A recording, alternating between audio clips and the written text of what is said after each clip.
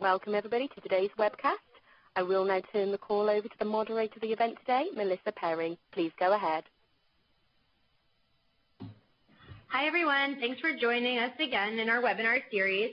Today we have the privilege of having the JP Morgan team join us to talk about the infrastructure fund. So what we'll do today, similar to our past webinars, is we'll have the team here speak for about 20 minutes, and then we'll open it up to Q&A. You can type your questions into the question box on the screen, and I'll read them out loud, and the team here will answer them.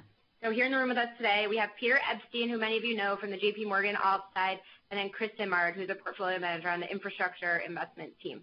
So I'm going to turn it over to Peter to kick it off. Perfect. Thank you, Melissa, and thank you to the folks from United Capital. It's been an excellent partnership so far to kick off the year. We very much appreciate the consideration and the interest that we've received from advisors across the country.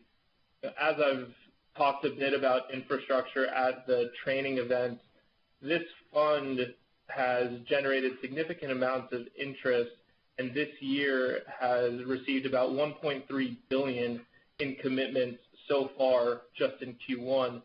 The reason, to me, really comes down to a simple point. How can we generate a high-quality, stable source of income uncorrelated to both equities as well as fixed income and other alternative asset classes? What I'll talk about for the first few minutes is just to give you a refresher, if you will, around the benefits of adding infrastructure to client portfolios, and then I'll pass it over to Chris. Chris is a portfolio manager on the infrastructure team, knows the investment portfolio inside and out, and also spends time with our global client base, traveling the world everywhere from Europe to Asia to the Middle East to certainly family offices and wealth management firms in the U.S. as well. With that,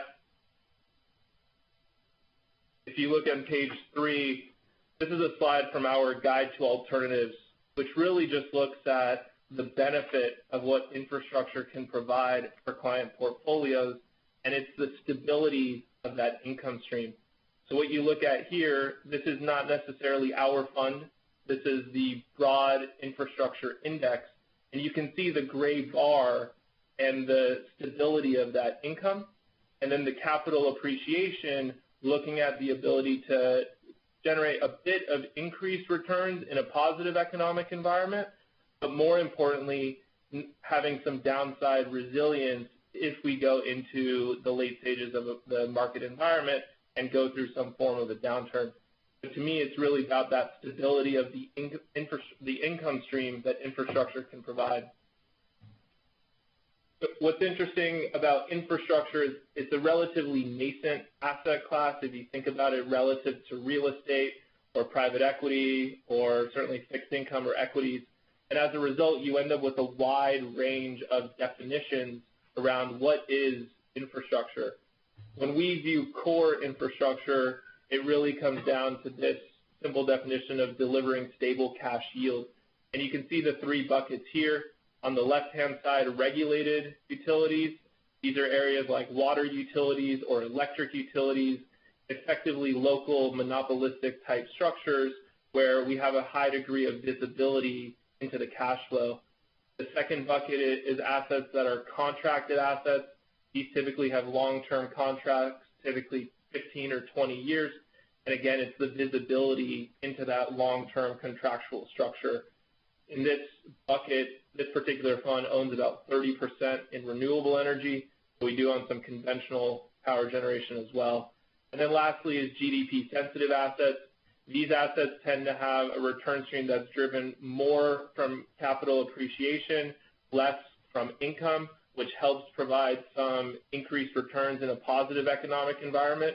But as a result, there is more sensitivity to broader economic trends as well. Here, it's areas like airports and seaports.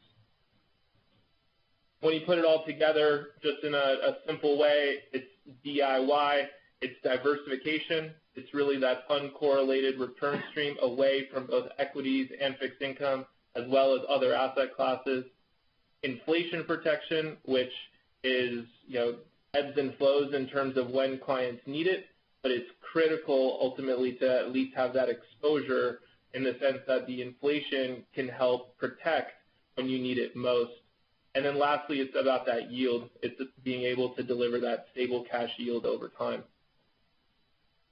This just looks at the uncorrelated return stream. So when you think about private infrastructure relative to other asset classes, you can see in the bottom left-hand side, looking at global equities relative to global core infrastructure over the past 20 years, correlation of 0.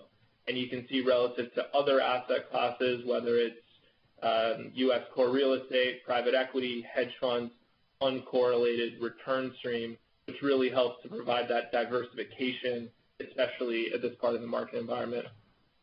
And then lastly, just to summarize in terms of the benefits of adding core infrastructure to client portfolios, ultimately it can help act as a foundational element of a balanced portfolio. One thing that came up at some of the training seminars was around the long-term capital market assumptions for a 60-40 portfolio. Today, looking at a long-term capital market assumption of 5.75%, maybe 6%, depending on whose assumptions you're using. Here, you're able to generate a higher return just from the income, as well as additional return expectations as a result. And so really that notion of acting as a foundational element of client portfolios. With that, I'll pass it over to Chris to talk about the fund, the structure, and some of the opportunities that we're seeing today. Yeah, thanks, Peter, and thanks everyone for the time. If you move forward to page 9, this is a high-level overview of the strategy today. On the bottom left, you'd see we just reached about $10.3 billion in net asset value. I think this is really important when you consider the diversification of the fund today versus maybe 5 years ago. The largest single asset in the fund today is about 7% of the overall portfolio. So for us, we think this is arguably the most diverse core infrastructure fund in the market at the moment. And again, we don't think there's one single company or one single asset that could make a material difference to total return today. And you can see target return and target cash yield below that number. Target return right now is probably 8 to 10 in the current market environment, with cash yield being 5 to 7%.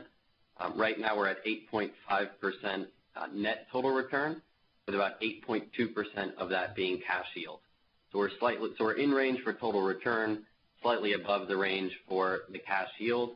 The expectation going forward is that we'd have about a 7% cash yield. When you think about what this is replacing in a portfolio, we think it could be fixed income, where there's typically pretty low volatility, as Peter said, uncorrelated returns. And again, our expectation is about a 7% yield with 1 to 2% more coming in the form of capital appreciation. Typically where that capital appreciation comes from is inflation. So we like inflation in the infrastructure world. We very much look forward to it. Obviously, it's been at close to historically low levels at the moment. As inflation comes back, we expect to be closer to the 10 to 12% net total return range. A couple more facts in the box on the right side of the page. We typically take control positions in all the companies, as I'm sure Peter has walked through. So 50% or greater. In half the companies we have a 100% stake. So for us, that means we set the boards, we set the management teams, and we make changes as appropriate. And we can go through some examples in a bit. And the final piece I would mention is the relatively short queue. So this is an open-end fund. Your clients would come into the fund monthly, but we would call the capital the first business day of every quarter. Right now the queue is about 3 to 6 months, probably closer to 6 months.